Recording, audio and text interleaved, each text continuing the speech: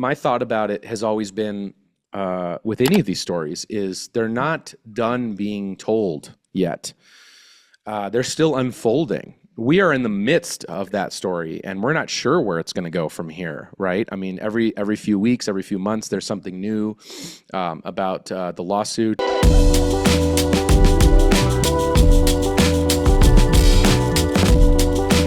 I'm here with Mr. Evan Husney, the man behind Dark Side of the Ring seasons 1 to 6.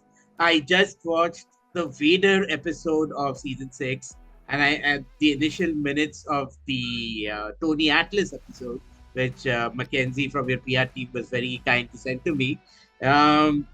Your thoughts, your feelings, having made this season? Oh my gosh. Well, I mean, it's hard to not, first acknowledge that it's just wild being here in a 6th season of anything. Definitely something that myself and, my business partner, Jason Eisner, who, co-created the show with me, something we never would have thought we'd be saying or we'd be here doing this show for this long. I remember when we did the pilot episode of Dark Side of the Ring way back in 2017, we thought to ourselves, maybe maybe this is it. Maybe we're just going to have this really cool Bruiser Brody documentary that we'll, that we'll have in our resumes. It'll probably never get seen, but we'll show it to people, and they'll think we did something really cool. And then to think like, wow, it goes from season 1 to 2, and then a 14 episode season 3, and then now even thinking that back then, just that there would be 3 more seasons after that, it was just crazy. So that's surreal in of itself, just to be still doing the show for so long. But obviously, we're extremely grateful. The show has weathered the storm of the pandemic. It's, weathered changes in the industry, the marketplace, and, trends in cable television as well. And so, we're just really humble and grateful that the fans are still tuning in every week and watching, and people want to see, us tell more stories in the wrestling world. But I'm very happy with season 6. Again, to be, we have a pretty high standard, a pretty high bar for ourselves in terms of, what constitutes an episode and the quality of the episode and getting the right voices to represent a particular story. And I'm just grateful that we're still able to do it, and we're able to do it very effectively. I've said this, recently to others as well, is that I think the Mick Foley Hell in a Cell episode I would put, on a top, 10 or more, maybe top 5 even of episodes we've ever done. I think it just came out great, and the team did a fantastic job with the reenactments, and Mick was so incredible, and so I'm very proud of where we're at with the show. 6 seasons in, you said it yourself. I mean, Breaking Bad was 5 seasons. You guys have taken it past that. But my question to you guys is, isn't it difficult finding these many topics from the world of wrestling 6 seasons in? Yeah. Well, I mean, yes, it definitely can be. It almost feels like any possible story that could be considered for the show has been considered, in one way or the other. Sometimes, I think a good example of this is like the Ludwig Borga episode, which is episode 2 of this season. That's been on the radar, for our show for a very long time. But it's, for whatever reason, something we didn't give it the proper time of day as like this could be a great episode. There's always this thought or this worry that it's not enough material for an hour, and you kind of have to roll the dice sometimes and just go take the ride with that story and hope it works out in the edit in the end, and you get enough people that can represent the story and stuff. But man, looking at it now, it's like, why didn't we pursue that years before? It's such a insane and compelling story. So that happens a lot, where we're in the midst of a season, we're racing against the clock and time and a schedule. That's something that's kind of, hard to convey to the viewers, is like just what the process is like. We have to be kind of simultaneously working on all 10 episodes in some form or fashion, while we're producing a season. They're all in various stages, of course, but you have a really rigid schedule that has no give, no movement, and you have to, weigh options carefully, get people to sign on, to be interviewed, and to make sure that you've sort of, as best you can, kind of craft like what the story is going to be going into it, so you have something to back into when you're putting the show together. Obviously, things change when you start talking to people and the story emerges, when you're on the ground filming, of course. But long story short is like that episode is something that's been on the list, if you will, for a long time. And that's what happens. Sometimes you consider things and you're like, I don't know, maybe that's not going to be enough, or it's not going to work out. I think the Muhammad Hassan story is similar to that, where that's been on the list for a very long time, but was like, is that a 44-minute show? Can it sustain that intensity for 44 minutes? I don't know. And this time we just took the plunge and we're like, oh my God, of course it can. Why didn't we do this years ago? So that's kind of what happens. Is there's a ton of episodes that we kind of reconsider. And you always find with this, with the wrestling business, it's as fascinating as anything. And the characters are, compelling. They're great storytellers, and it just continues to bear fruit of being compelling and interesting, and it makes for great TV. Perfect. So as I mentioned, your PR team was kind enough to send me the Vader episode in advance, which I'm just fresh off watching, and I also caught a large part of the Tony Atlas episode. But I was supposed to watch both before talking to you. But the Vader episode, it takes such a big emotional toll on you by the end of it, when the son is talking about his dad and stuff. I mean, I had to stop and process it for a while. Do any of the episodes take an emotional toll on you in a similar manner? That's a great question. To be honest, it's definitely something like, now looking at a season 6, it's something that you, after doing this I actually get asked this question quite a bit, because we are dealing with so many emotionally difficult stories. And when we're sitting across from, a family member, or just even, a friend of someone who's passed away, and seeing with them processing those emotions and reliving those emotions, it is very heavy, and it does weigh. I remember when I was on season 2, when I was doing the Owen Hart interviews, and just like my own personal connection to Owen Hart, is so strong. Like when I was a kid, I was a big Owen Hart fan. My dad's name is Owen, like Owen Hart was the only other Owen I knew in life. So I just had this like very deep connection to Owen Hart. And I just remember like, once you're face to face with the people that story has kind of affected the most, and seeing them relive it, it can be both a very emotionally heavy experience, but then there's an inspirational quality to it too, which is seeing and learning from people in terms of like how they've processed grief. I feel like, that's the thing I've taken away the most from making the show, is learning more about complex grief, and learning more about how it's not black or white, or it's not an easy thing. It's not something that just eventually goes away. It's something that you have to work on, and people express grief in many different ways. And that's something that's been very eye-opening to me, and inspirational, in terms of how to process and deal with that. But yeah, I mean, there's just been times where it's just like, are we making the Chris Benoit episode, in season 2 was very heavy, just being like in the room with, both sides of that story, coming together and trying to, support one another. I just remember was just very emotionally overwhelming. And then there's still times where like for example, I know it hasn't aired yet, but the Daphne episode that's coming up shortly. That episode I've seen now probably 20 times, because you got to watch these a lot when you're making them.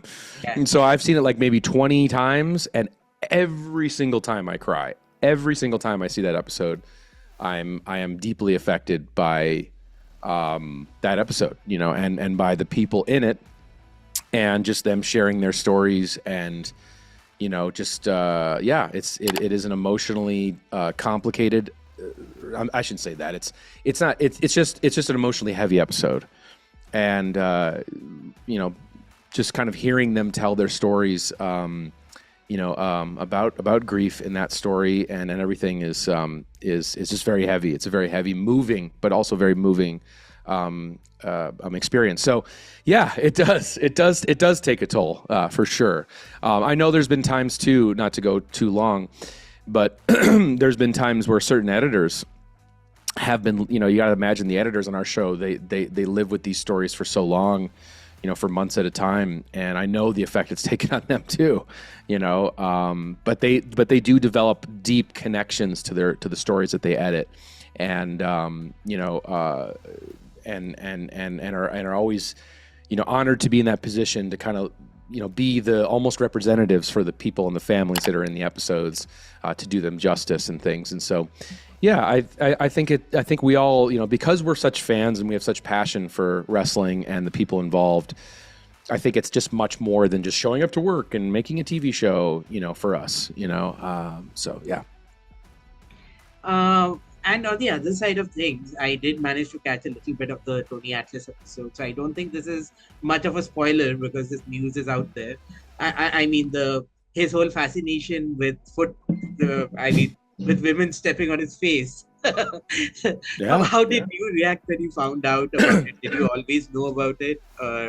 I've known about that for years. I mean, right. Tony Atlas is an interesting character in our dark side cinematic universe, if you will. He's actually the very first interview we ever did for the show, first one ever for the Bruiser Brody pilot. So, oh, excuse me. So there was a lot of buildup to that interview where, we got to know each other on the phone for months, while we were waiting for the money to come in for the show to be financed. And so we had we kind of formed like a connection and a trust. And when we got there, he was very eager to share with us that that side of him, I guess, if you want to say that, which was interesting. And, he just had, I'll never forget, he had photo albums, literally photo albums filled top to bottom of just pictures of him with women, wearing athletic shoes, stepping on his face. And I was like, all right, and I actually remember feeling like this is going to be a wild ride. Like this whole experience making this is going to be unlike anything I had ever experienced just because of the personalities involved. But it's something that, I have to admit, I thought was, that's something very personal to Tony. It's part of his, it's part of his whole deal. And I wasn't sure, is that something that's going to be germane to the Tony Atlas story? Is that something that's going to make it into his episode? Because obviously, we had known that he had, he had worked his way almost kind of from the top of the industry to the bottom in kind of quick succession, and to the point of homelessness, and so that was sort of kind of what we had thought the story would be. But when Tony tells it in his own way, it's like, no, his foot fetish, if you will call, I don't even know what the proper terminology is, but that's something that is very important to him, and so important to him, in fact, that he's actually missed opportunities in the ring because he's no-showed events, in order to be walked on and things like that. And for him, it's something that's very, it's a very important self-soothing, practice, if you will, that is very core to his being. So it has to be in there. And the fact that he's so open and eager to share that side of him as well, too. But it's really what makes Tony. It's one of the many things that makes Tony. Perfect. I think we have limited time, so let me get to a few other questions. I work with Vince Russo, and who is another one of wrestling's most colorful characters. Do you think he's misunderstood having sat down with him, or do you think, all the reactions that come his way might be a little justified? Well, Vince Vince Russo is definitely a character, in and that's what I always love about making this show is even the people who aren't the wrestlers, but they're tangential to the business are characters in themselves, Because right now, we're making a show about we're in the process of producing a show about heavy metal right now. Right. And, you're talking to people like who are producers, roadies, and, people who are tangential to the rock and roll world. And yeah, you'd think they'd be characters, but they're not quite like characters like you find in the wrestling business. So I really appreciate that about this world, is it's very, from my perspective of someone who's trying to make something that's entertaining and intriguing and compelling, it's the gift that keeps on giving with just these characters. Just everyone's a character that's tangentially related to wrestling. And Vince Russo, I've always appreciated for that quality because he's so good during his interviews. He gets very heated and hot and worked up and is passionate. He has his point of views and he has his his experiences and he's very brash in how he articulates them. And for someone like me, it's gold, and I've always appreciated that about him. And I've always appreciated too that he's just I think in the ways that he's misunderstood is he's actually just a very, like when the camera's off, I don't want to blow his spot, but when the camera's off, he's a very mild-mannered, very nice and approachable and just kind of charming, sweet guy, which is not the persona I think that gets sort of attached to his on-air, on-camera, or even on podcast, on radio personality where he's kind of turned up to 11. So I do appreciate that quality too. He's always been extremely hospitable towards us when we've shown up, and there's been times where, on a Tuesday we'll be in his living room, and then we Wednesday fly to Louisville, Kentucky, and we're in Jim Cornette's living room on Thursday. What do you make of the feud? And is there an off button in Jim Cornette in the same way? Like when he's off camera, does he mellow down? Yeah, he's like one of the sweetest people I've ever met. Oh wow! It's such a but if I were to be standing in his kitchen and we're talking about something that agitates him, then he's obviously going to get into Jim Cornette mode. I mean, that's a shoot, when Jim's turned on, that's not a gimmick, that's part of Jim, and I love that. But yeah, sweet as can be, one of the most I was in his living room a few months ago, and I was just like, it's crazy. I've been at your house, I think 18 times, which is crazy. And then doing the math and being like, I don't think I've been anywhere 18 times other than places I've lived. I think this is the place I've been the most ever outside of my own homes. So yeah, and he's just always been, him and his wife are just like so welcoming towards us. They kind of take us in, because usually we've been on the road for long stretches of the time. They're always cooking meals for us, ordering food, taking us around the property, and it's always just such a warm, awesome respite. Whenever we're at Castle Cornette, it's like it's kind of almost like this perfect safe space, if you will. They're just as nice as can be. It's he's definitely one of my favorite people to work with on the show for sure. So what do you make of the feud? I mean, why do these? Sorry. I forgot about that. The feud is, I would be remiss if I didn't say it's incredibly entertaining, but it is very real. At least, Vince, obviously, I feel like from his point of view, he doesn't, he thinks it's absurd and can't believe it's something that's still perpetuating to this day, I'm sure. But for Jim, if, for whatever reason, it's like their philosophical differences are so extreme, and from Jim's point of view, Jim is, and one of the things I love about him is he's a purist in the best sense. He's all about authenticity in wrestling, and and wrestling being portrayed in the most respectful way possible. This is something that you can tell is so important to him on a level that's infectious. When we do interviews with Jim, he's one of the only people that can make someone who doesn't give a F about wrestling. They're just like, wrestling's not for me. I don't care about it. Like, it's a bunch of goofy, horse shit.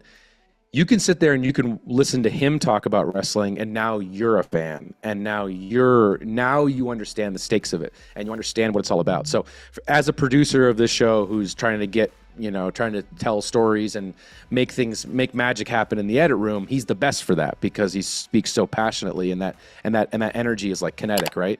So, but in order to do that, you got to know how important it is to him, and the sanctity of that is so important to him. So, from Jim's point of view, Vince Russo represents everything that's a threat to that sanctity. And I think that knowing how real that is to Jim, it's very clear to me, just knowing them both so well, how Jim in all of his on 11 moments, why that would make him so upset. I can see that, and I can see that it's very real, and it comes from a very real place. It's not a gimmick. It's not a thing for clicks or views. Obviously, he knows how to be very entertaining and funny about it, but deep down, it is an assault on his deep-rooted passion for wrestling. Yeah, I mean, again, is entertaining as hell. Sorry. Absolutely. Yeah. So now I would be remiss if I didn't ask you this. I mean, when the whole Vince McMahon scandal happened, if the moment you logged into social media, every comment was like Dark Side of the Ring has their new season. There's a season worth of material. Is that a rabbit hole you want to step into in the future? Well, I think with stories, as massive and as, just alarming as that story, and there've been other stories. I mean, not to, say that what's been happening with Vince McMahon in the headlines is obviously the biggest story, but as other stories have come up in wrestling that are of sort of a controversial or breaking news, or get into the mainstream type of story, there is that knee jerk, like Dark Side of the Ring, But honestly, my thought about it has always been, with any of these stories, is they're not done being told yet. They're still unfolding. We are in the midst of that story, and we're not sure where it's going to go from here, right? I mean, every few weeks, every few months, there's something new about the lawsuit and what's happening with that. So from the point of view of just a storyteller, whether it's a dark side fit or not, or I should say whether it's a story we would cover or not, is it's if you committed to doing that story right now, you may get nothing. You might not get any answers. You might not be able to tell anything because people are unable to talk, or the information isn't there, and you might just get something very, loose, and that could be perceived as sort of exploiting or cashing in on that of what's happening now. So I sort of feel like those stories aren't done being told, and we have to kind of be patient and see, and I'm not trying to throw any stones or anything, but you don't want to walk into a situation with which I am very sympathetic towards in terms of the Netflix McMahon documentary. Here they are making a film about Vince, with his cooperation, and then obviously the story breaks, which kind of changes everything. But I would assume the production company has spent all this money, and just knowing how the industry is these days, there might not be more money to have to keep going, and you probably want to keep going because the story's taking on a brand new life. And I can sympathize with trying to make something out of something that you have, And then the perception from viewers is, well, I'm now more interested in what's happening now. And then when you get that, you could only say so much right now because it's just we're in the midst of it. So, whether or not it's something we would do, it's time will tell, and it's something you want to see, how it unfolds. And most of the stories, as you know, we cover on the show, are things that have happened, so there is hindsight, and it's not just like in the moment where we can, and I think that's very important, being able to have people that can reflect and look back, and because our show is a lot about memory in the past and things that have happened and looking back now. And so I think for us it would be challenging in our format for sure to do something like that on that. But we'll see. We'll sort of see where this goes. But it's definitely, it's a wild story. That's for sure. It is. And now my final question to you. I mean, kind of on several lines. I mean, when it comes to trending on social media, you guys were all over social media when that plane ride from hell episode came out. That was probably was it the biggest episode in terms of impact? Would you say? Not in terms of viewership, but definitely in terms of a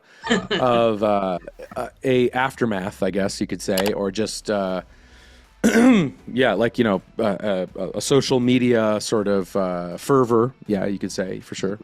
Right. So my question would be, I mean, was there any kind of pushback from all the parties involved? I mean, there was so much being made of that, and words were exchanged at that time.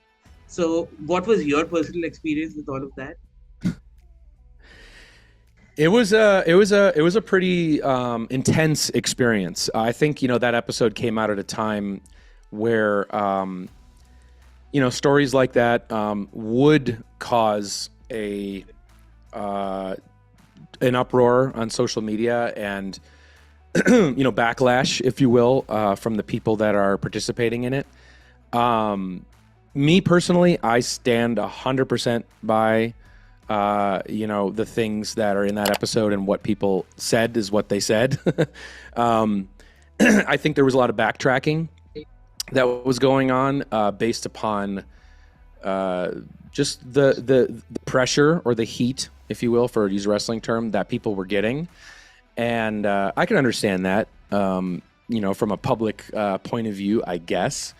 But yeah, that was really tricky in terms of like, because it was like when you're making the episode, it's like, you're making one of 14 episodes at that season. And I knew it would sort of be a controversial story, but just to see how controversial it became and sort of the fallout of it was not something that I think anyone involved, including the Sucks, felt was going to happen. So I think it was intense. That's for sure.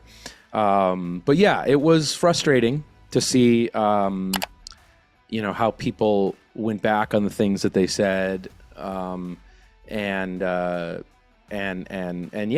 us knowing the truth, and it was that was tricky. But of course, like, what are you going to do? We're never out to intentionally make anyone look bad, and that's not our job. Like, I think there's a knee jerk in the wrestling business about, well, they buried that guy, and they buried this guy, and they buried X or they buried Y, and it's like, that's not how we approach when we tell our stories, is to bury anybody. We're telling the story as it's being told to us. That's what our job is. So I think the functions of how documentaries work is not something I think this community sometimes understands. Let's put it that way. But yeah, it was an intense time. It was like a time where I really sort of wrestled with my own fandom. And it was tricky, and it was a difficult time kind of trying to figure out how to navigate the road ahead, because a lot of people felt like we did go intentionally out of our way to misrepresent people, which is not something that we do. So to kind of have to start all over, there was a part of us that kind of had to start all over again. in season 4 and kind of prove again to people that that's not what we're about. Yeah. Absolutely. I think we're out of time. So thank you so much for speaking to me.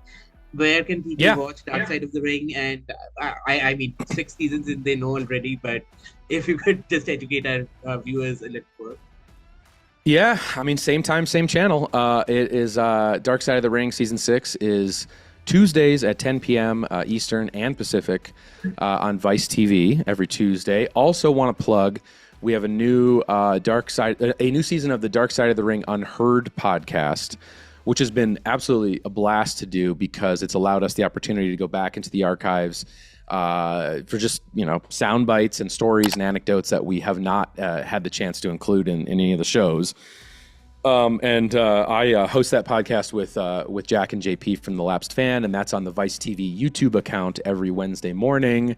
And I think episode 4 just dropped today as we're recording this, the Abdullah the Butcher episode, which is very entertaining. And there's 6 more of those to go. So I encourage anyone who is a fan of our show and likes our show to check it out. It's been very fun to do. Okay, thank you so much for speaking to me. And I was entertained by season 6. The little that I got to watch, I'm sure our viewers will as well. So thank you so much. Awesome. Thank you so much.